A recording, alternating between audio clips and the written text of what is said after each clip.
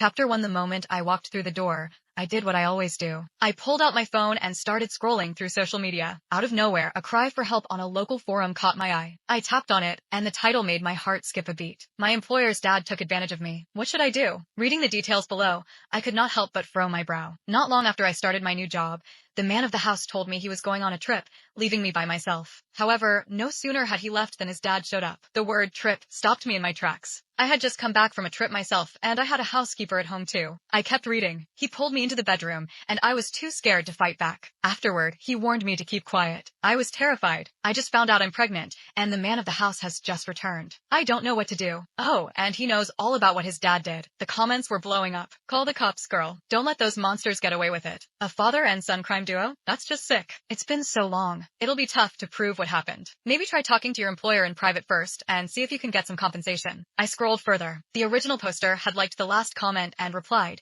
"Thanks for the advice. I'll talk to them first." Just then, Harriet Lawson, my housekeeper, stopped cleaning and came up to me. "Sir, there's something I need to tell you." My heart dropped. I could not help but think of the post I just read, but I kept my face calm. "What is it?" Her voice was barely a whisper. "I'm pregnant. The baby is 3 months old." It's Mr. Roberts's. I was floored. I stood still as the room seemed to spin around me. There was no way. The Mr. Roberts she was talking about was my dad, Jethro Roberts. I could not help but ask her, "Do you even realize what you're saying?" Harriet nodded, her eyes filling with tears. "Sir, please believe me. I'm not trying to cause a big scene. Just give me $750,000 for taking care of the kid and another $300,000 for my emotional compensation. After that, I promise I won't bug you again." Her words might have sounded nice at first, but she really was asking for way too much. I had to laugh when I saw how serious she looked. I knew for sure that my dad would never do something like that. I took a deep breath and stared straight at her. "You're trying to scam me. I'm not giving you any money." Harriet frowned a little and said, "Sir, you've got to understand. No woman would lie about something this important. To you, this money is just a drop in the bucket." "I don't want to make a big deal out of this," she added. I just snorted. "Sure, I've got the cash, but I'm not going to be taken for a fool." When she saw I was not budging, Harriet got louder and her eyes fiercer. "You really won't pay? Okay, then I'll tell everyone. I'll post it on forums, social media, and even tell your company. I won't hold back." I looked her in the eye. "Go ahead. I'm ready for whatever you've got." Harriet glared at me hard. "We'll see if you're still this brave in court." With that, she stormed out and slammed the door behind her. Chapter 2. Harriet posted an edited clip of our chat online, and it soon blew up. The post went viral. The comments were hating on me, calling my father and me an evil father and son pair, scum of the earth, and accomplices. Less than a week later, I got a court summons. On the day of the trial, I arrived at the courthouse right on time. The moment I walked in, I saw Harriet and her mom on the plaintiff's side. As I walked by, Harriet quickly looked down, her shoulders tensing up like she was scared. Her mom wrapped her arms around her and stared at me angrily. "Harriet, don't be scared. I'm right here. With everyone here today, we'll make sure those evil people get what they deserve." I stood in front of them and nodded. "You're right. Bad people will certainly get their comeuppance." Harriet's eyelashes fluttered. I did not say anything else and headed to the defendant's side. The judge banged the gavel and the trial began. The plaintiff's lawyer stood up first. "Let's hear from the victim about what happened." Harriet sniffled, her voice breaking as she started. "Sir, Charles Roberts lied about needing help at home to trick me into living in his cursed home. He told me he was alone and needed me to cook and clean for him. After a month, he said he was going on a trip and left me alone in the house. Before he left, he gave me a drink. After I drank it, I felt really dizzy. Then his dad came back and pulled me into a room." She cried as she spoke. "That man, he forced me onto the bed and he hurt me." Her words set the courtroom on fire. People in the audience were furious. "He's a monster. They planned this together, father and son." I ignored the insults from the crowd, stood up, and said firmly, "My dad would never do something like that." I turned to face Harriet, her eyes filled with tears. "Why didn't you call the police right after it happened?" Harriet's voice shook as she answered through her sobs. "He threatened me. He said if I told anyone, he'd make life miserable for me and my family. I'm just a worker. I couldn't stand up to you. But when I found out I was pregnant, I knew I had to be brave and ask for justice." Whispers and gasps filled the courtroom, and angry voices spoke up. "That man is a monster. His son is just as bad,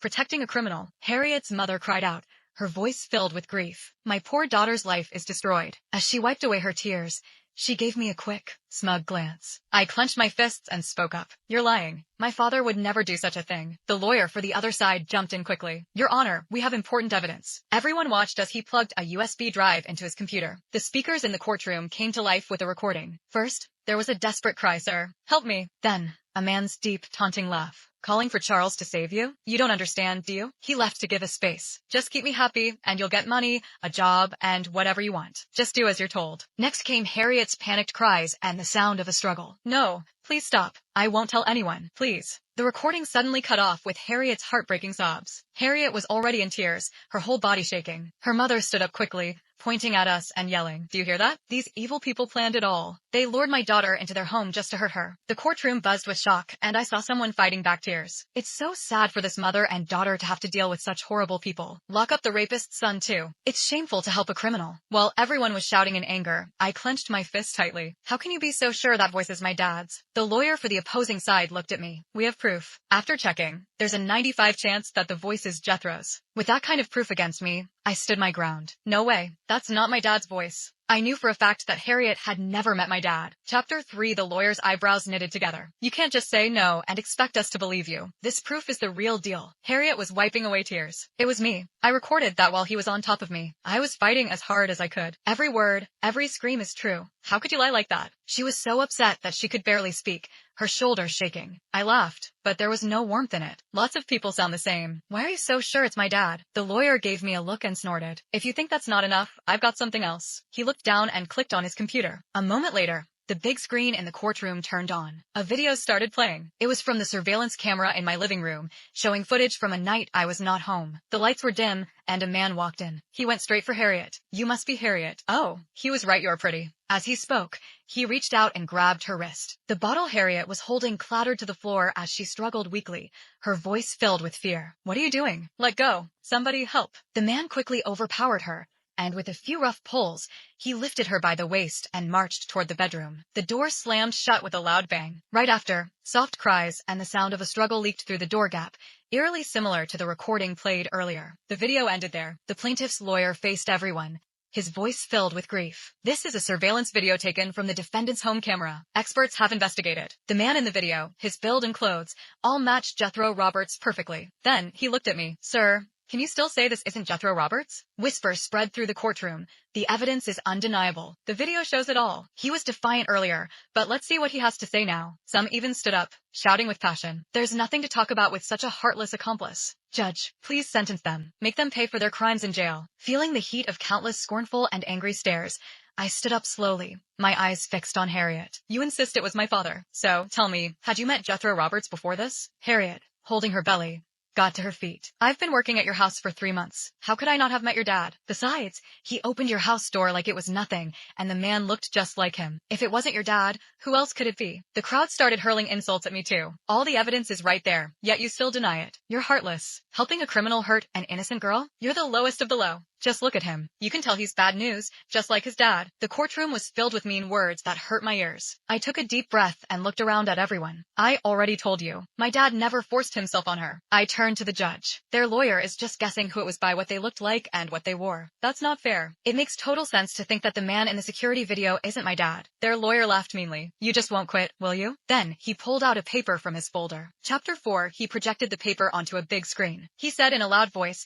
"This is the DNA test report comparing the victim's baby and Jethro Roberts. The report says the baby and Jethro Roberts are related by blood." That report hit us like a bolt of lightning. It was harder to argue within the video. The DNA report seemed like solid proof. Harriet slowly got to her feet, her eyes all red. "With all this proof, what can you say now?" I pointed to the report, not backing down. "That report's a fake. There's no way Harriet could get my dad's DNA." Harriet jumped up, her eyes wet with tears. "How dare you? When will you stop making up stories? They tested a strand of hair I yanked from Jethro Roberts' head when he attacked me." Her mom cried to the judge, "Your Honor, it's all true. That's the child of that awful man. My daughter is innocent. They've wrecked her life, and they should pay for it by staying in jail for good." The whole courtroom got super loud, and everyone watching got really mad. The DNA even matches. How can these terrible people still deny it? They need to be seriously punished. Is this guy out of his mind? Even with rock-solid proof, he's still talking back. Just like his dad. He's a total lost cause and a bad guy. I bet he's got issues too. He probably gets a kick out of defending a criminal. When the anger in the room hit its peak,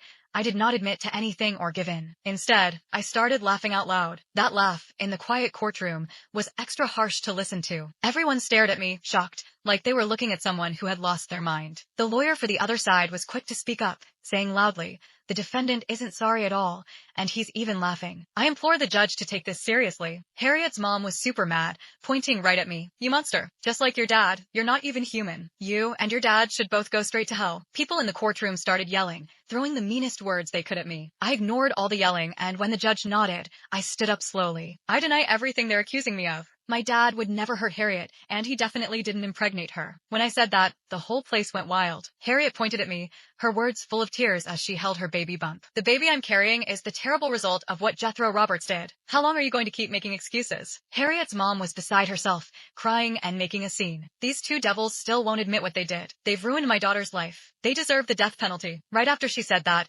everyone watching started cursing out me and my dad. The old ones hiding somewhere and the young ones making a scene. Like father, like son. Just give them both the death penalty. This guy's in on it too. He was the one setting things up. He has a hole where his heart should be. They're monsters, not humans. They should be shamed, and their whole family wiped out. With everyone throwing insults, I stood up slowly, my eyes fixed on Harriet. "You're saying Jethro Roberts did something bad to you, but that just can't be true. It's impossible." Harriet shot up to her feet, her hand on her growing belly, looking as mad as anyone could be. "My belly's getting bigger, yet you're still trying to play make-believe?" I did not say a word. I just shot a quick glance at the lawyer who was rushing over. He nodded, pulled out a paper from his folder, and handed it to me. I turned to the judge. "May I please present the first piece of evidence?" The judge gave me the go-ahead, and I held up the paper for all to see. Everyone in the room took a sharp breath when they saw what it was.